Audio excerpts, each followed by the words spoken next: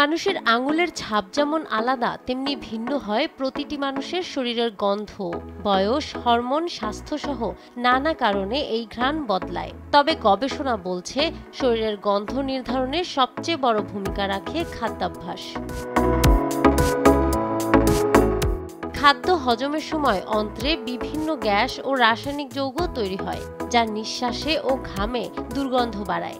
ঘাম নিজে গন্ধহীন, ব্যাকটেরিয়ার সংস্পর্শেই তৈরি হয় অপ্রীতিকর ঘ্রাণ।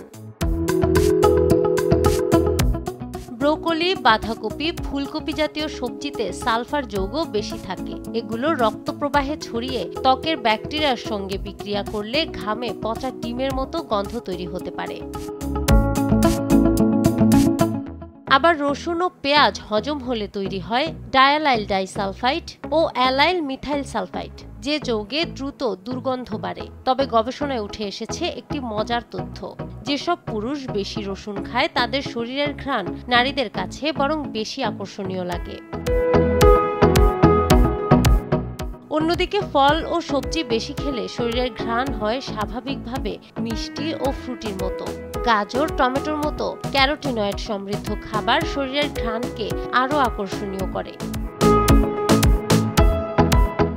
প্রাণীজ প্রোটিন ভেঙে তৈরি অ্যামাইনো যৌগ ঘামের দুর্গন্ধ বাড়ায়। মাছ খেলে অনেকের শরীরে মাছের গন্ধ তৈরি হয়। এটিকে বলা হয় ফিশ অর্ডার সিনড্রোম। যদিও এটি খুবই বিরল, তাই মাছ মাংস কম খান, ঘ্রাণ অনেক হালকা ও মনোরম থাকবে।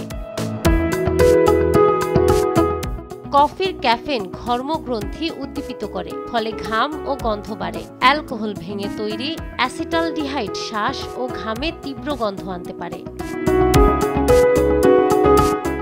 গবেষকদের মতে শরীরের গন্ধে জেনেটিক্স বড় ভূমিকা রাখলেও খাদ্যাভ্যাসই নির্ধারণ করে আপনি আশেপাশের মানুষের কাছে কতটা মনোরম বা অপ্রিয় হয়ে উঠবেন। তাই সুগন্ধ ধরে রাখতে সচেতন ডায়েটের বিকল্প নেই।